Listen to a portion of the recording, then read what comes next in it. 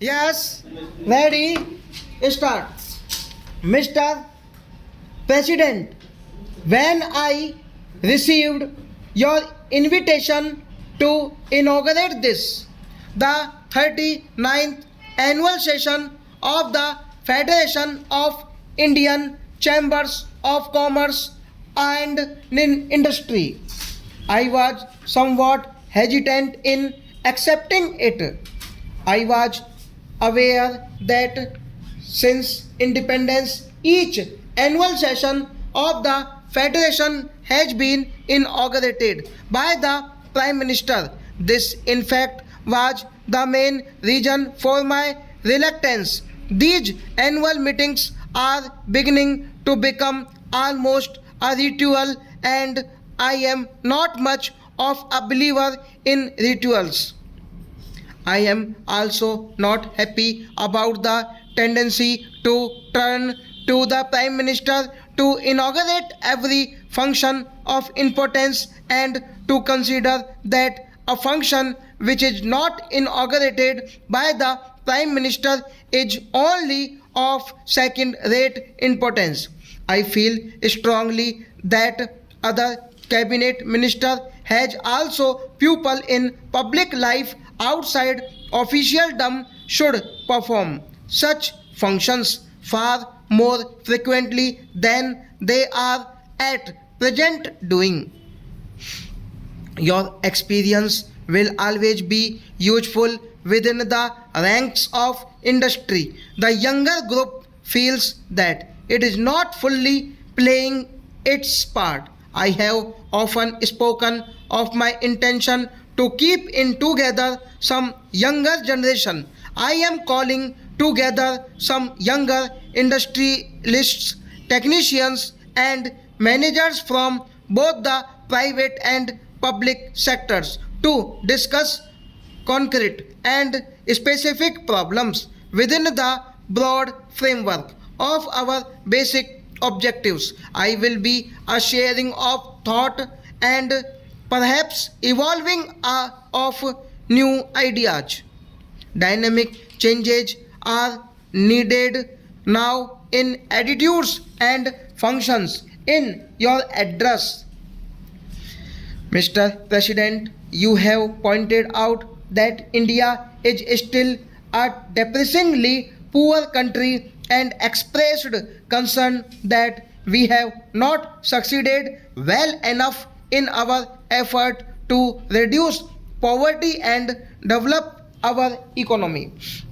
Poverty is indeed the central problem facing us, and it is the way in which we set out to tackle it that we as a nation will be judged. It is a long and arduous battle that we have to wage. It calls for clarity of purpose, for determination, the discipline, the hard work of which we are capable.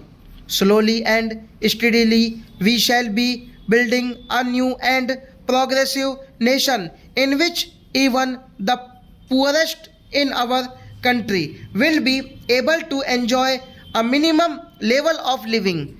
There will be fuller employment, more widespread facilities of education and health, greater opportunities for youth, and less inequalities of income and wealth.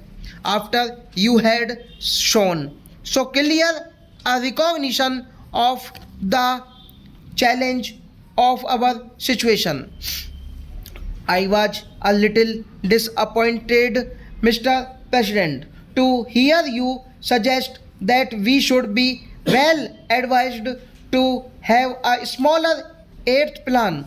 After a detailed analysis of all the relevant considerations and a recognition of the limits of the possibilities open to us, one may come to any conclusion about the size.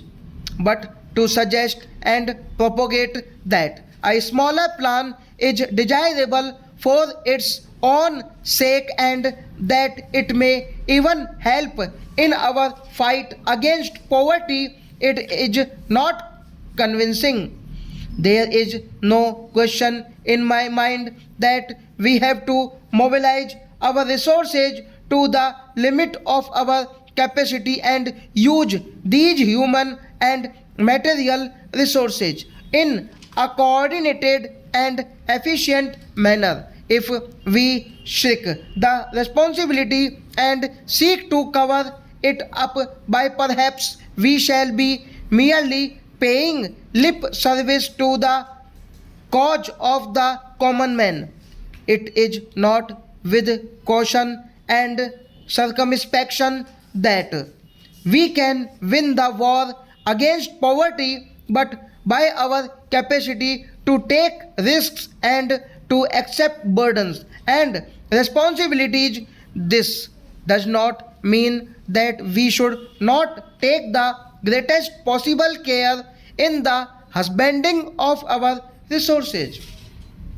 I am anxious to seek advice on the methods by which we could achieve a higher rate of growth in our economy and ensure better performance in every sector of our activity with lower investment or input of resources in general. I do not deny that our performance in the recent past has fallen short of our expectations. We could have done better in many directions. However, let us not belittle our achievements. There is much in our record of the last three plans of which we can legitimately be proud. Let us not forget that the current level of industrial production is nearly twice of what it was in 1955,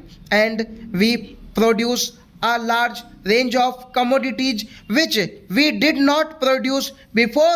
The output of food grains increased by 70% between 1990-91 and 1994-95.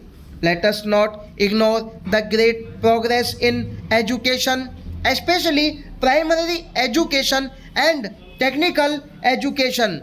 New skills have been developed.